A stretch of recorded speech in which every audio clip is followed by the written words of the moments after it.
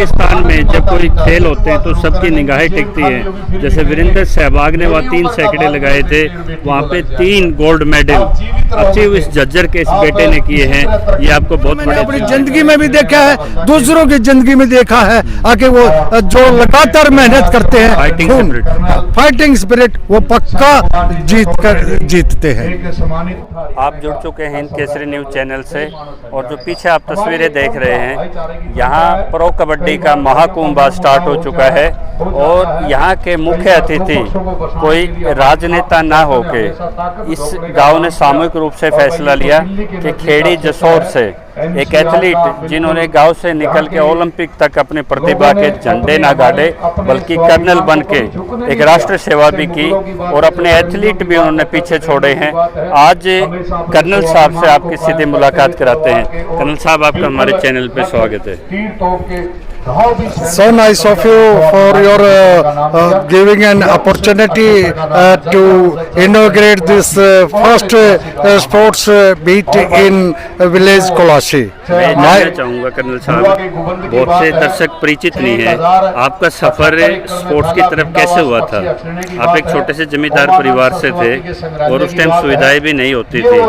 आपने कहा कि उस टाइम पे एक ट्रैक सूट मिलना और सिंपल से जूते मिलना एक ऐसे लग रहा था कि जैसे बहुत बड़ी तीनों लोगों का मुझे धन मिल गया, उससे भी ज़्यादा खुशी थी। सबसे पहले नेशनल में फर्स्ट आया और मेरे वाइस चांसलर ने मेरे को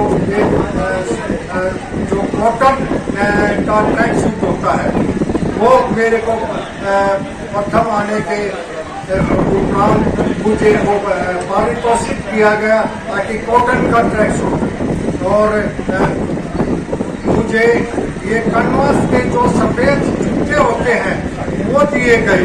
तो मुझे इतनी खुशी हुई कि यार अब मैं अपनी प्रैक्टिस के लिए सर्दियों में जो मेरे पास में टी शर्ट या अपने जो शॉर्ट्स होते थे की बजाय मैं ट्रैक सूट में और अपनी मेहनत कर सकता हूँ।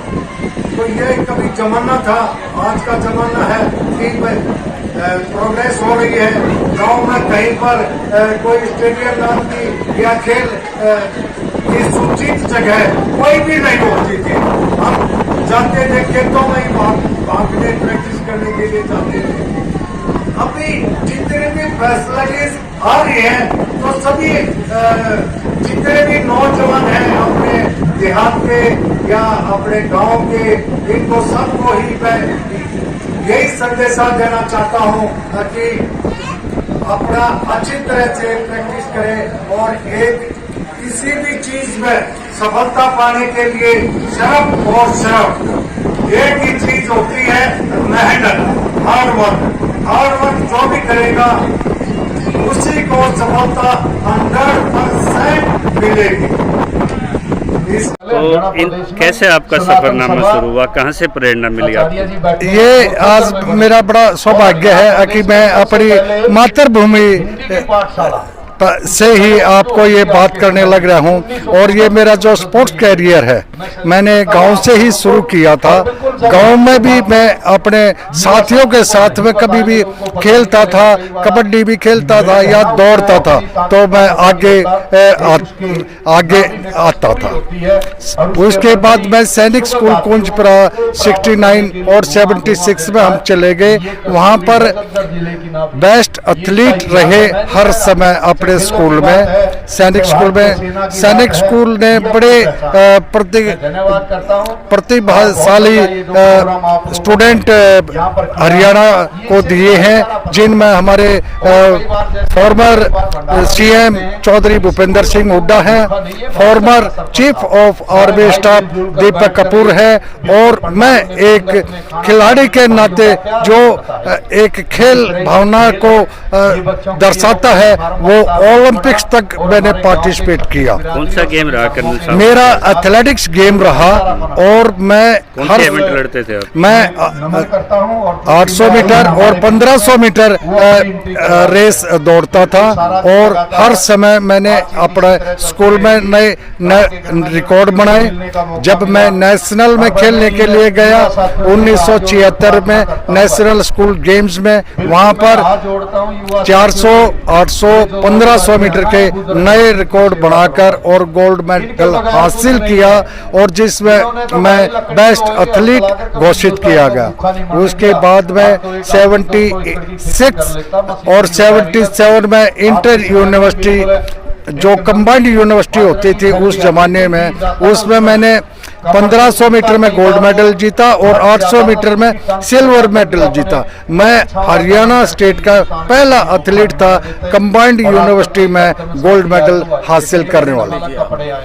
और फिर 1978 में मैं सेकेंड ईयर में स्टूडेंट था और मेरी 19 साल उम्र थी, और एशियन गेम्स में पार्टिसिपेट किया मैंने, और वहां पर मैंने अपना पहला ब्रॉन्ज मेडल हासिल किया 78 एशियन में, और 79 एशियन एथलेटिक मीट में मैंने गोल्ड मेडल जीता 1500 मीटर में, और फिर 80 में पाकिस्तान इंटरनेशनल गेम्स में मैंने 3 गोल्ड मेडल हासिल किए। पाकिस्तान में 3 गोल्ड अचीव किए हैं? Yes sir. बीइंग कुजियन, यस, आप कुजियन भी रहे हैं और 3 मेडल लेने का भी इनके पास है। पाकिस्तान में जब कोई खेल होते हैं तो सबकी निगाहें टिकती हैं। जैसे वीरेंद्र सहवाग ने वहाँ 3 सैकड़े लगाए थे, वहाँ पे 3 गोल्ड मेडल अचीव इस झज्जर के इस बेटे ने किए हैं।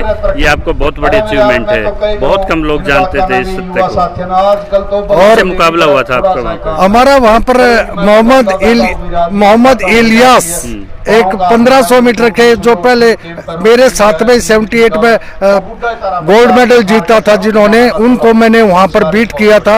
और जायल हक जो कि प्रेसिडेंट थे पाकिस्तान के, कुछ ही समय पहले वो प्रेसिडेंट बने थे, तो मुझे जब पारितोषित करने के लिए आए तो उन्होंने बड़े उत्साह से मुझे कहा कि मैं आप पर एक स्टूडेंट होते हुए और आपने ये गोल्ड मेडल जीता है यहाँ पर, तो मैं आपसे बहुत उत्साहित हूँ ये आपकी परफॉर्मेंस देख के, और आगे मैं आपके लिए भविष्य के लिए ऐसी शुभकामनाएं देना चाहता हूँ कि आप ओलंपिक्स में मेडल जीतेंगे। 1980 में मैं ओलंपिक्स में मैं पार्टिसिपेट किया मॉस्को ओलंपिक्स में, और 81 एशियन एथलेटिक मीट में मैंने 1500 मीटर में सिल्वर मेडल जीता। तो ये मिट्टी से निकल के आपने 16 बार इन्होंने नेशनल खेला। ओंकार जी कैसे संपर्क में आए आपके? ये एक खेल जो भावना है ये बहुत बड़ी है।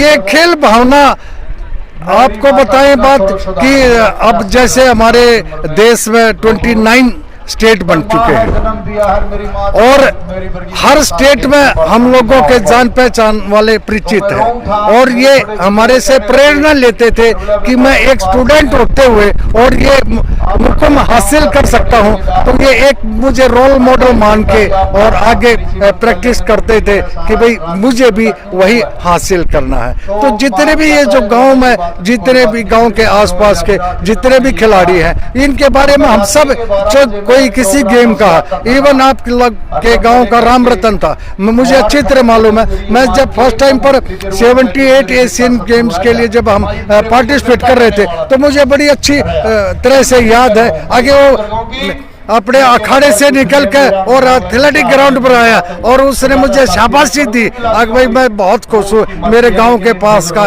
एक नया खिलाड़ी पैदा हुआ है। तो आपके समकालीन समय में किस यूनिवर्सिटी में खेल का माहौल था?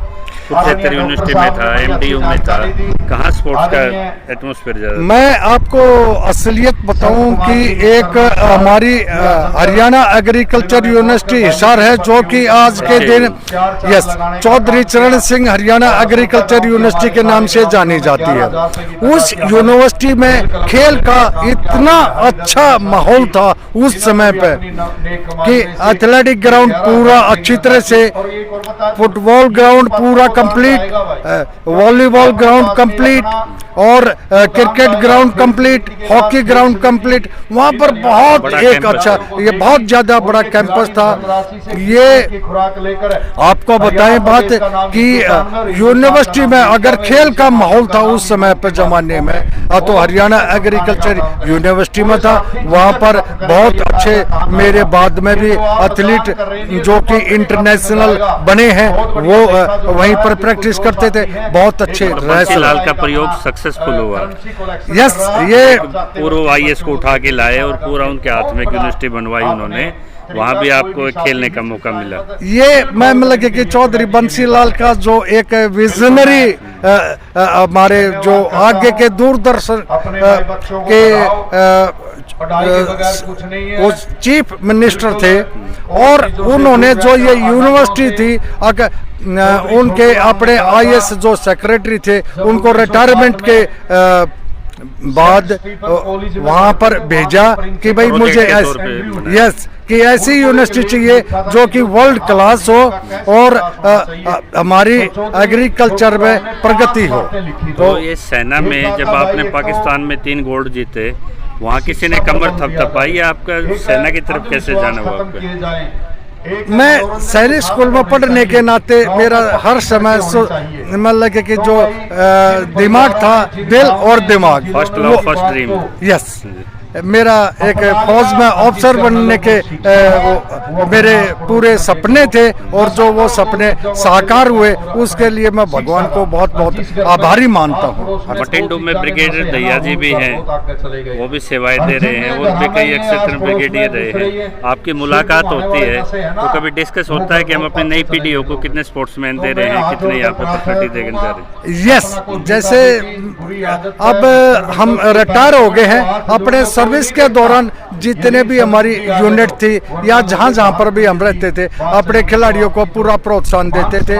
और अब जैसे रिटायरमेंट के बाद में हम यहाँ पर आ गए हैं, अपने होम डिस्ट्रिक्ट में ही, होम टाउन में ही सेटल हुए हैं, तो अभी हम अपने खेल को और ज़्यादा इस प्रभावशाली से इसको बढ़ाएंगे।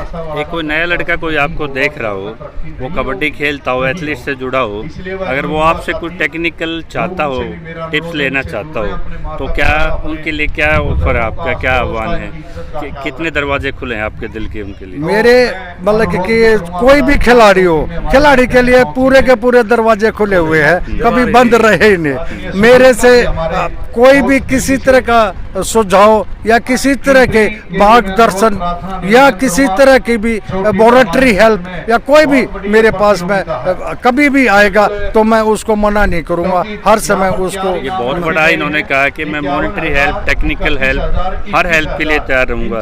जब आप पाकिस्तान गए थे तो क्या हवा सिंह बॉक्सर भी गए थे, जिन पे एक बड़ी मूवी अभी लॉन्च होगी, तो आपने वर्तमान में किस एथलीट को मानते हैं आप कि जैसे आपने पसीना बहाया, किस खिलाड़ी में ऐसा कैलिबर है हरियाणा में जो उस स्टेज पे जा सकता है, ओलंपिक स्टेज पे, जो आप देखते हैं नई जो प्योर देखते हैं, जो नई जनरेशन देखते हैं अभी एथलेटिक्स के हर समय? मैं आपको बताना चाहता हूं कि अगर हमने जब 1978 में पार्टिसिपेट किया था और मेडल जीता था, तो उस समय पर भी हरियाणा का जो कंट्रीब्यूशन था सबसे ज़्यादा था। और ये जो अभी लेटेस्ट जापान में ये ओलंपिक्स हुआ है, इसमें भी सबसे पहले ज़्यादा कंट्रीब्यूशन हरियाणा स्टेट कर रहा है। और मैंने अपनी ज़िंदगी में देखा है कि जितना कंट्रीब्यूशन हरियाणा स्टेट मतलब कि जो दूध दही का जिस तरह से खाना है माना जाता है, उसी तरह से अगर मेडल जीत कर जीतने का नाम आता है तो वह हरियाणा स्टेट का आता है, जो कि भारत का नाम ऊंचा करते हैं। एक बड़ा संदेश आप मंच से दे गए कि खेल में जीत हार के लिए मत खेलो, be participant, actively participants and let's spread the brotherhood. Yes, मैं मतलब कि समहाउ इसी चीज का मेरे दिमाग में हर समय रहा है कि भाई जो स्पोर्ट्स मैन भावना है वो सबसे ऊंची है। ये जीत और हार होती रहती है, इससे नहीं घबराना चाहिए कभी भी। जो सच्चा खिलाड़ी होगा वो कभी भी इससे नहीं घबराएगा। क्यों? हमें मालूम है अगर हमारा जब निश्चित जीत है तो हमारे को एक दिन जीत 100% मिलेगी। और मैंने अपनी जिंदगी में भी देखा है, दूसरों की जिंदगी में देखा है आके वो जो लगातार मेहनत करते हैं, फाइटिंग स्पिरिट, वो पक्का जीतते हैं।